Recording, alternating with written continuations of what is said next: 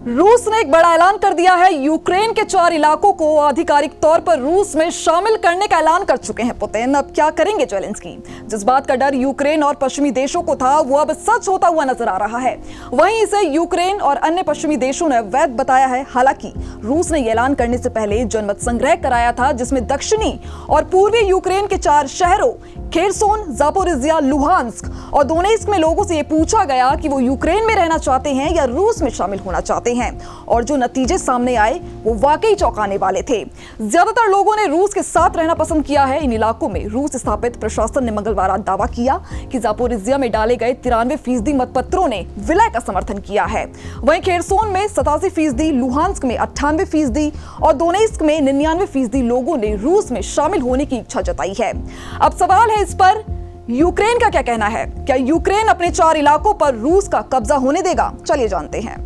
बता दें कि यूक्रेन और पश्चिमी देशों ने इस जनमत संग्रह को फर्जी बताते हुए खारिज कर दिया है। यूक्रेन ने कहा कि वो इन हिस्सों को फिर से वापस छीन लेगा। क्रेमलिन इस विलय की तैयारी कर रहा है। वहीं अमेरिका और उसके पश्चिमी देशों ने जनमत संग्रह को फर्जी बताया है। इन देशों ने कहा कि वो रूस के इस फैसले को कभी स्वीकार नहीं करेंगे। तो वहीं रूस ने कहा था कि राष्ट्रपति व्लादिमीर पुतिन शुक्रवार को क्रेमलिन में उस समारोह में भाग लेंगे जहां यूक्रेन के 4 क्षेत्रों को आधिकारिक तौर पर रूस में जोड़ दिया जाएगा। क्रेमलिन के प्रवक्ता दिमित्री पेस्कोव ने संवाददाताओं से ये बात कही। पेस्कोव ने कहा कि क्रेमलिन के सेंट जॉर्ज हॉल में समारोह के दौरान इन क्षेत्रों के मॉस्को समर्थक प्रशासक रूस में शामिल होने के लिए संधियों पर हस्ताक्षर करेंगे। तो अब पुतिन ऐलान कर चुके हैं। कई सवाल यहां पर खड़े होते हैं। उससे पहले अब उन इलाकों की थोड़ी हिस्ट्री के बारे में बात करते हैं जिन्हें पुतिन ने रूस में शामिल कर लिया है। और सवाल जो यहां खड़ा होता है वो ये है कि क्या वाकई में यूक्रेन के ये इलाके रूस में शामिल होना चाहते हैं, और अगर होना भी चाहते हैं तो क्यों? तो सबसे पहले बात करते हैं दोनेत्स्क और लुहांस्क की। दोनेत्स्क में करीब 41 लाख लोग रहते हैं और लुहांस्क में करीब 21 लाख। ये दोनों प्रदेश यूक्रेन के कुल क्षेत्र का करीब 9% है। ये इलाके कोल माइनिंग और स्टील प्रोडक्शन के लिए जाने जाते हैं। इस क्षेत्र की अधिकतर आबादी रूसी भाषा बोलती है और सांस्कृतिक तौर पर भी खुद को रूस के करीब देखती है। 1991 में सोवियत संघ के अलग होने के बाद पूर्वी यूक्रेन और पश्चिमी यूक्रेन ने अलग अलग राष्ट्रपति उम्मीदवारों के लिए वोट किया था। मामला इसके बाद से ही यूक्रेन के हाथ से निकलने लगा था। अलगाववादियों और यूक्रेनी सेना के बीच हिंसक संघर्ष शुरू हो गया था। 2010 आते आते यहाँ की एक बड़ी आबादी खुलकर रूस का सपोर्ट करने लगी। 2014 में यहाँ अलगाववादियों ने कब्जा कर लिया। यूक्रेन का आरोप रहा कि रूस दोनेत्स्क और लुहांस्क क्षेत्र के बागियों को सपोर्ट करता है, हथियार मुहैया करता है और यूक्रेन को अस्थिर करने में लगा हुआ है।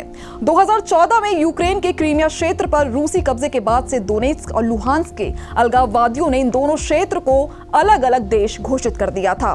16 मई 2014 को दोनेत्स्क में जनमत संग्रह के बाद नई सरकार का गठन किया गया। पीएम बने अलेक्जेंडर जखरचेंको। 2018 में बम धमाके में उनकी मौत हो गई। लुहांस्क में 18 मई 2014 को अलगाववादियों ने नई सरकार बनाई। पूर्वी यूक्रेन में रूस की सीमा से लगे दोनेत्स्क की गिनती एक समय यूक्रेन के सबसे बड़े औद्योगिक क्षेत्र के तौर पर होती थी। ये दोनबास राज्य का मुख्य शहर है जहां कई अहम खनिजों का भंडार है।